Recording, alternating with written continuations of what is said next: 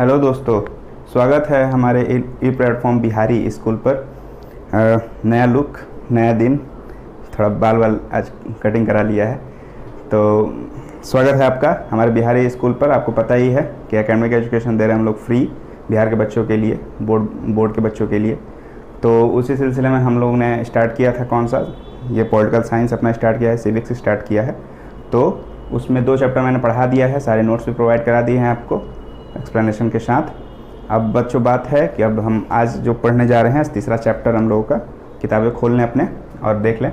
तीसरा चैप्टर जो है लोकतंत्र में प्रतिस्पर्धा एवं संघर्ष, ठीक है। तो इसके बारे में पढ़ेंगे कि लोकतंत्र में कौन सा मतलब कि कंपटीशन, मतलब प्रतिस्पर्धा का मतलब यही होता है कंपटीशन, और संघर्ष मतलब स्ट्रगल, ठीक है। तो संघर्ष किस प्रकार चलता रहता है, मतलब कि इसका यहाँ का मतलब ये नेगेटिव अर्थ में नहीं ले जाना है आपको। इस चैप्टर से बहुत कुछ सीखने को मिलेगा आपको, और बहुत लंबा चैप्टर है। मैं इस चैप्टर को 2 या 3 पार्ट में पढ़ाऊँगा आपको, और बहुत सारा कुछ पढ़ना है। तो आज जो हम लोग पढ़ने जा रहे हैं वो लोकतंत्र में प्रतिस्पर्धा एवं संघर्ष चैप्टर में आपके 3 जो टॉपिक्स हैं वो कवर करेंगे हम लोग। एक पहला कि प्रतिस्पर्धा एवं जनसंघर्ष का अर्थ क्या होता है, सबसे पहले मैं समझाने की कोशिश करूंगा। उसके अलावा दूसरा कि लोकतंत्र में जनसंघर्ष की भूमिका क्या होती है, उसको मैं समझाने की कोशिश करूंगा। और तीसरा कि बिहार का छात्र आंदोलन, ठीक है। तो बिहार का छात्र आंदोलन बहुत ही फेमस, जिसने कि बिहार को गौरवान्वित किया, और पहली बार सत्ता में गठबंधन की सरकार रही और सत्ता पलट गई एक सिर्फ आंदोलन से। तो बहुत बड़ा आंदोलन था बिहार का छात्र आंदोलन, जिसका नेतृत्व जयप्रकाश नारायण ने किया था। हम लोग बिहार के वीर सपूत। और तो इसी चीज़ के बारे में हम लोग पढ़ेंगे, इन तीनों टॉपिक्स के बारे में। इसके बाद हम लोग चिपको आंदोलन और भी दलीय आंदोलन, तो जातीय आंदोलन और भी बहुत सारे अधिनियम, फिर राजनीतिक दल के बारे में, और राजनीतिक दल मतलब कि किस प्रकार भूमिका निभाते हैं सत्ता में, ये सब सारी चीज़ें हम लोगों को पढ़नी है। तो आइए पहले अपने पहले पार्ट में जो है 3 टॉपिक्स पढ़ लेते हैं जो मैंने बताया। तो पहला जो हम लोग पढ़ना है लोकतंत्र, हम लोग जानते हैं लोकतंत्र में 2 क्लासेस से बताते आया हूँ कि लोकतंत्र क्या है। सिंपल सा वही अब्राहम लिंकन वाला जो परिभाषा है वो तो भूलना ही नहीं है कि लोकतंत्र जनता का, जनता के द्वारा जनता के लिए तो शासन, तो ये भूलना ही नहीं है। उसके अलावा जो है कि इसमें कि प्रतिस्पर्धा एवं संघर्ष का अर्थ क्या है, ठीक है।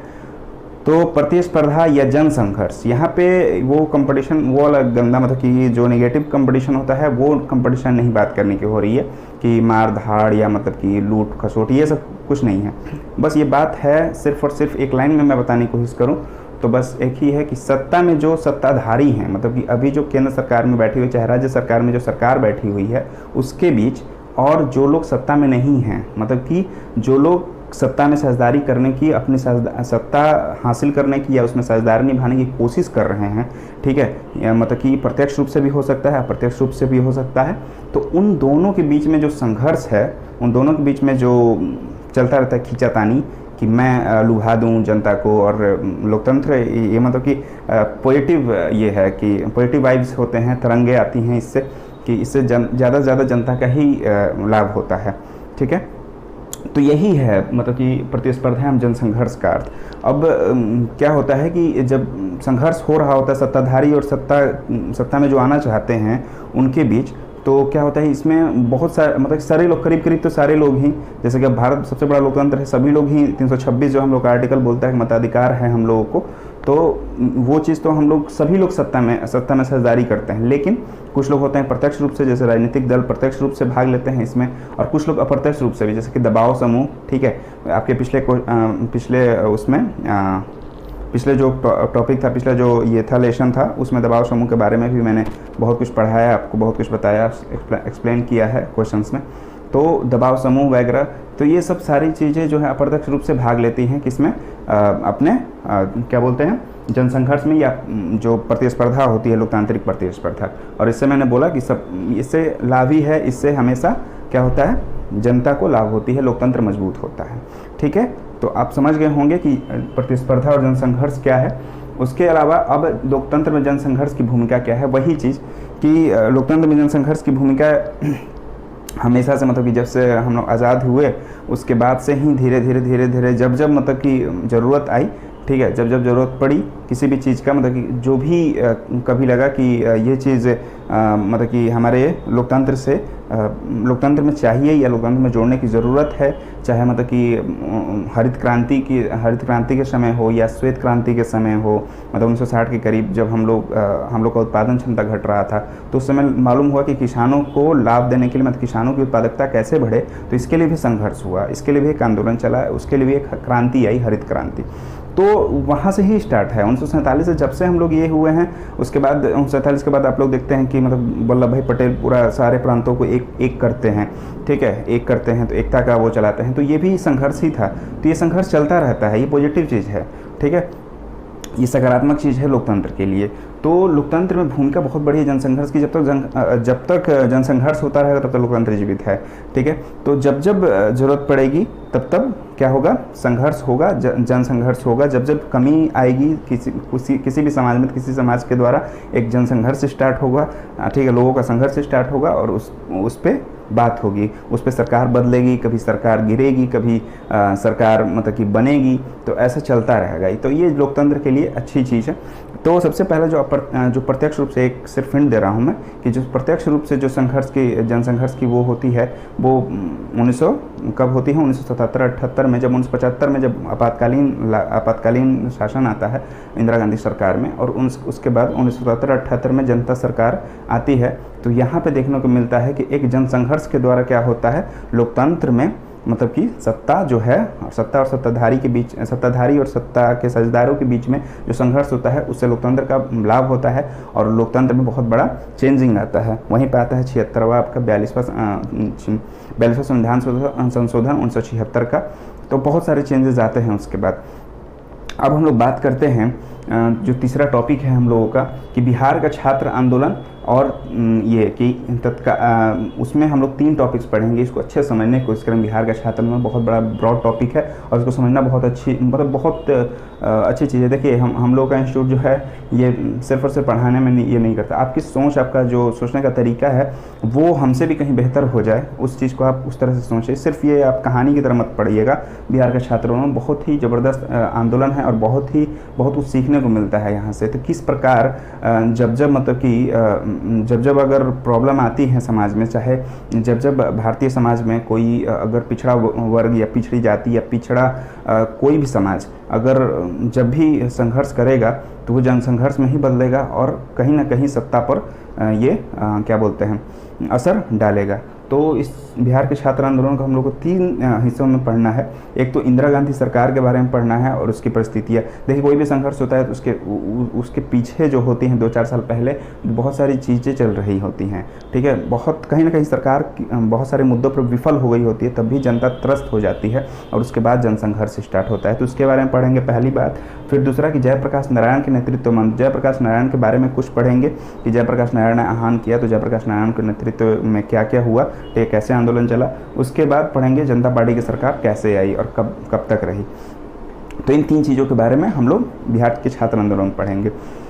तो बिहार का छात्र आंदोलन जो है, ये छात्र आंदोलन क्यों है? छात्र आंदोलन इसलिए है क्योंकि सबसे पहले परिस्थिति के बारे में मैं आपको बता दूं कि परिस्थितियां हैं उस समय कि इंदिरा गांधी सरकार है, ठीक है। 1971 में बहुत सारी चीज़ें घटी हैं। 1971 में हुआ है क्या, आपका बांग्लादेश के साथ मतलब कि ये पाकिस्तान और बांग्लादेश में लड़ाई हुई है, ठीक है, पूर्वी बंगाल और पश्चिम बंगाल को लेके, ठीक है। और आपका क्या हो जाता है, बांग्लादेश अलग हो जाता है, ठीक।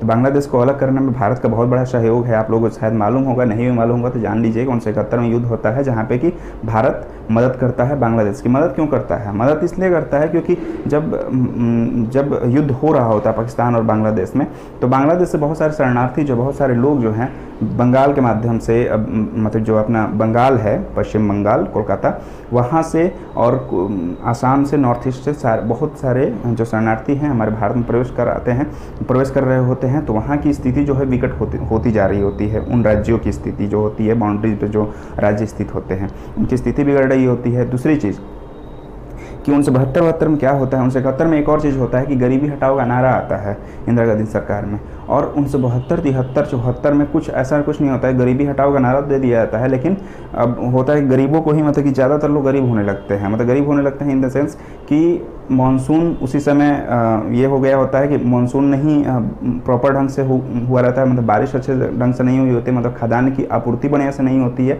उत्पादकता किसान की अच्छी नहीं हुई होती है। उसके बाद दूसरी चीज़ कि बेरोज़गारी उस समय बहुत ज़्यादा चरम सीमा पर। फिर अंतर्राष्ट्रीय स्तर पर देखेंगे आप तो अंतर्राष्ट्रीय स्तर पर होता है कि जो तेल का जो दाम है, तेल का जो मूल्य है वो बहुत ज़्यादा बढ़ गया होता है। तो ये सब स्थितियां जो हैं, चारों तरफ से विकट परिस्थिति भारत के सामने मतलब कि हुई रहती है, और भारत के सामने बहुत सारे संकट, मतलब इंदिरा गांधी सरकार के सामने बहुत सारी संकट परिस्थितियां आई होती हैं। अब मैं इसको थोड़ा सा अगर करंट से अगर इसको रिलेट करना चाहूँ तो इसमें कोई बुराई नहीं होगा कि जैसे कि अभी अपना मतलब बीजेपी की सरकार है, बीजेपी अलायंस मतलब एनडीए की सरकार है। अब इसके सामने भी देख रहे हैं आप चुनौतियाँ देख रहे हैं बहुत सारी, जैसे कि पेंडेमिक के दौरान, पेंडेमिक के बाद बहुत सारी चुनौतियाँ आ गई। इकोनॉमिक हम लोगों का बहुत ज़्यादा नीचे चला गया है, अर्थव्यवस्था।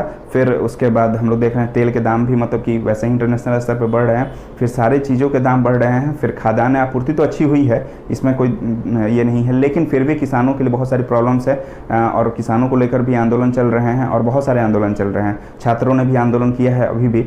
तो ये सब चीज़ें उस समय से बहुत ज़्यादा कुछ मतलब कि ये करती हैं, कोरिलेट कर सकते हैं आप, ठीक है, इस चीज़ को समझ सकते हैं बहुत आसानी से। आप लोगों के लिए अच्छा है कि ये उसी टाइप से आज भी वैसे ही कुछ परिस्थितियाँ बनी हुई हैं इस सरकार के सामने भी। तो ये सब परिस्थितियाँ थीं जो कि इंदिरा गांधी सरकार के सामने। तो अब कोई भी क्या कर सकता है? अब नारा तो दे दिया आपने गरीबी हटाओ का, आपने इस चीज़ पे काम नहीं किया, या मतलब कि जो भी परिस्थितियाँ बनी आपके उलट ही रही। अब इस चीज़ का फ़ायदा कौन उठाएगा? अब सत्ताधारी और सत्ता के साझेदार जो बनना चाहते हैं उनमें संघर्ष तो है ना, जन संघर्ष। मैंने बताया कि उनमें संघर्ष प्रतिस्पर्धा है, तो उसका फ़ायदा तो मतलब उठाएगी ना सत्ता में साझेदारी जो करना चाहती है, जो सत्ता लेना चाहता है। तो इसी चीज़ का फ़ायदा उठाकर क्या होता है कि बिहार से एक आंदोलन स्टार्ट होता है, छात्रों का आंदोलन स्टार्ट होता है इन सब चीज़ों के खिलाफ, और इसमें नेतृत्व करने के लिए बुलाया जाता है अपने बिहार के लाल जयप्रकाश नारायण को, ठीक है। और जयप्रकाश नारायण बहुत अच्छे से इस चीज़ का मतलब कि नेतृत्व करते हैं, इस आंदोलन का नेतृत्व करते हैं, और बहुत बड़े पैमाने पर। ऐसा आज तक इतने बड़े पैमाने पर आंदोलन नहीं हुआ था कि दिल्ली में पूरा संसद तक मार्च होता है, और बहुत ज़्यादा भीड़, मतलब कि आउट ऑफ कंट्रोल, मतलब कि जो होता है उस तरह से भीड़, मतलब जन सैलाब वहाँ पे उमड़ आती है। ये पहली बार देखने को मिलता है। तो मतलब कि कहीं ना कहीं देखने को मिलता है कि जनता का जो विश्वास है, या जनता का जो क्या बोलते हैं सहने की क्षमता है, वो ख़त्म हो चुकी होती है, तभी इतना बड़ा जन संघर्ष होता है। जन संघर्ष में जन की भूमिका बहुत ज़्यादा होती है, और जयप्रकाश नारायण का नेतृत्व बहुत ज़्यादा यहाँ पे सराहनीय है, मतलब कि आप कह सकते हैं, क्योंकि ये इतना बड़ा आंदोलन को ऑर्गेनाइज करना बहुत बड़ी बात है। तो ये जयप्रकाश नारायण के नेतृत्व में आंदोलन होता है कब कि 26 जून, और वो और बढ़ जाता है कब कि जब आपका 25 जून 1975 को जो है इंदिरा गांधी सरकार आपातकाल लागू कर देती है भारत में। आपातकाल हम लोग की कोई भी रूबरू नहीं है आपातकाल से, लेकिन आपातकाल में सारी शक्तियाँ जो हैं कहाँ जाती हैं? केंद्र में आ जाती है। मैंने पहले बताया है, इसके पहले जो चैप्टर पढ़ाया था 352, 56 और 356 और 360 में हमारे यहाँ राष्ट्रपति आपातकाल का ये है प्रावधान है, ठीक है। तो इस चीज़ के बारे में कभी और अच्छे से पढ़ लेंगे।